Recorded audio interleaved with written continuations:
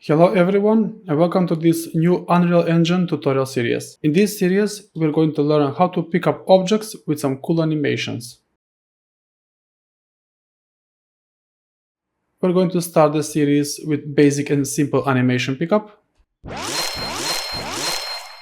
Then we will gradually increase the complexity of the animation to AAA level. The techniques we are going to learn in this series can be applied in any game genre, such as first person, third person, side scroller, top down, or any genre of your choice. So let me show you what you are going to learn in this tutorial. We're going to play this animation. Let's get started. Okay, first let's create a new actor. I will just delete this for now. Let's open up the content drawer. Let's create a new actor.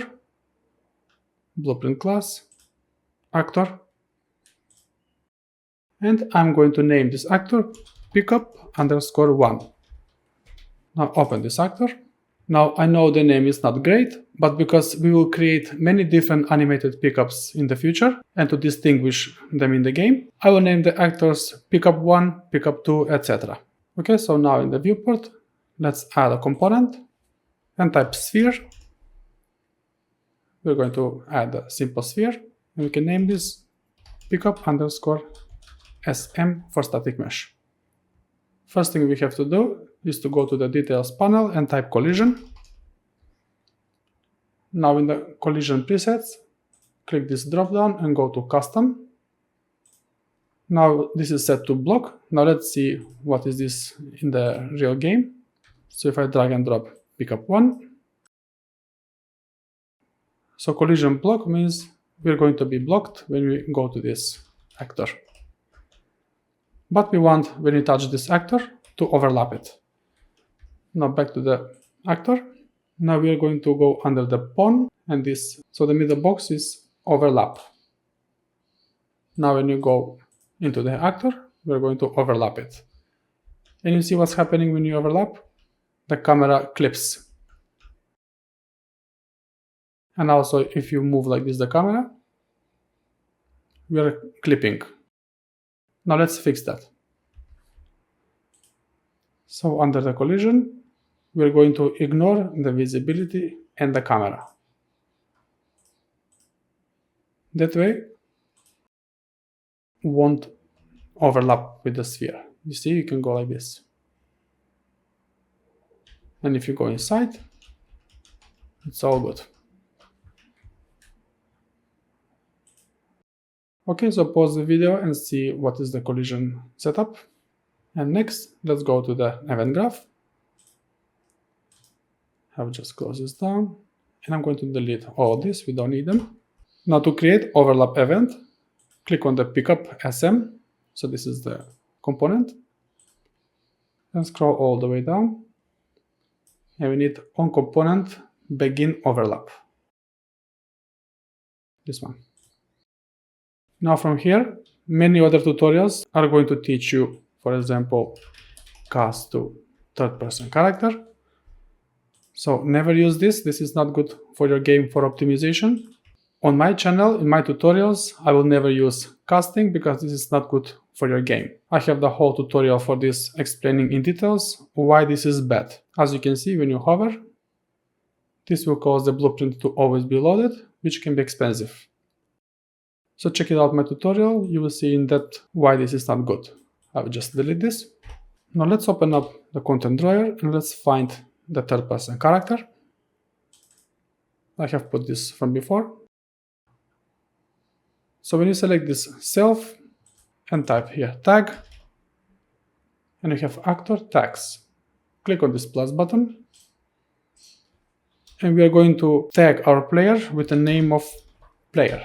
So that way we know this is the player's tag. Okay, I'm going to close this third person character. And now from other actor, drag a pin and type has tag. I have also tutorial in depth for these tags, you can check it out as well. Now we are asking whether this actor has tag. And because our player has the tag of player, You can name it anything you want, but this is a good practice. So now we know only other actor who overlaps this sphere with the tag of player can do something. So right click and type branch, connect the return value.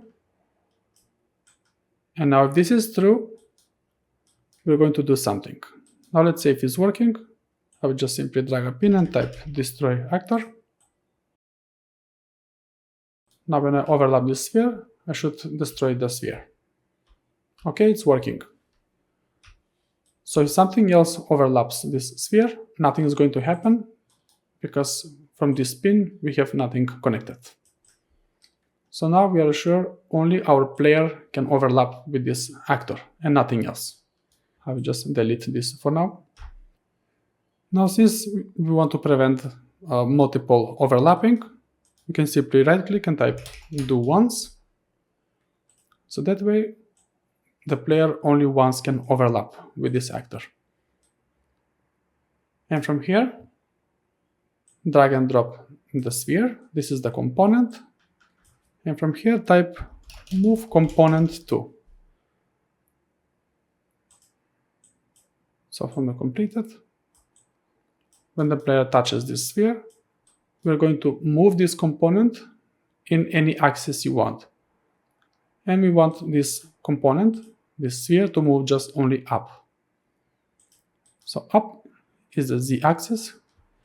Let's say something like 150 units.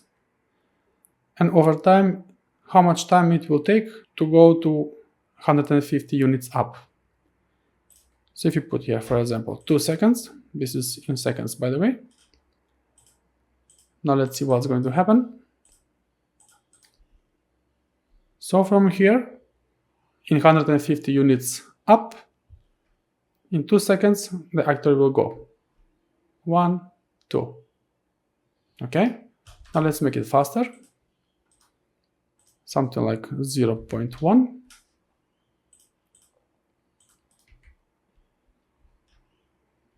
Okay, now when it's finished, there's a good functionality here. So this completed will fire when the actor is up, when it reaches its destination. For example, when it comes to 150. Now from here, we need get world location. So we are getting the world location of the sphere. And because the sphere will go up in 150 units, we are going to spawn emitter, visual effects, where the sphere is. So from here, type emitter at location. If you want to use Niagara, you can type here spawn system at location. So this is the Niagara, but I'm using Cascade. And from here, I'm going to add sound, so sound 2D. And we want to destroy this actor when it finishes. Now I'm going to add sound that I have from the marketplace. You can choose any sound you want. Now let's see what we have done. So when our player with a tag of here, player, overlaps this sphere, we're going to do it only once, the following.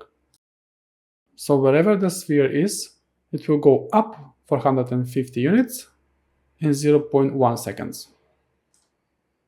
And when it finishes, when it reaches its destination, we are going to do explosion, sound, and destroying the actor. Now let's see it in action. I'll just make a couple of these so you can see it properly.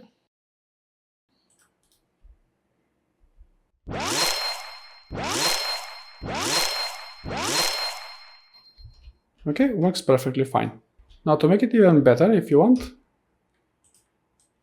let's go to move component to. You can drag a pin and promote this to variable. And you can type end location.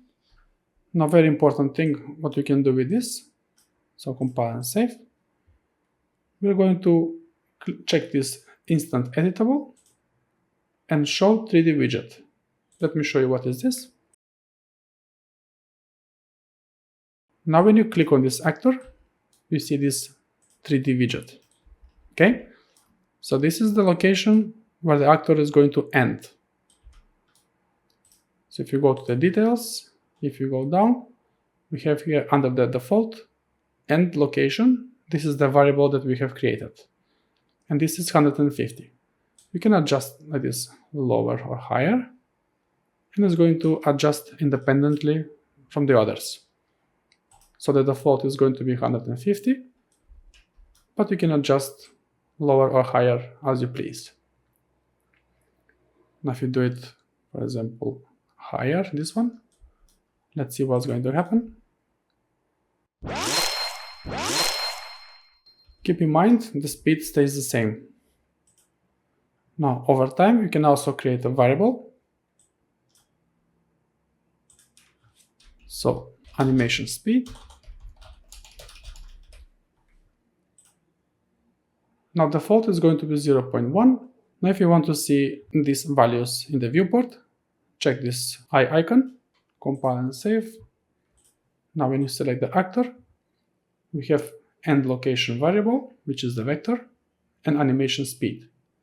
So that's how we can tweak all this independently. So let's say the first one, I want to go maybe 300 units up in, let's say, 2 seconds. And I want this to be faster. So 0.1 second. Let's see how this goes.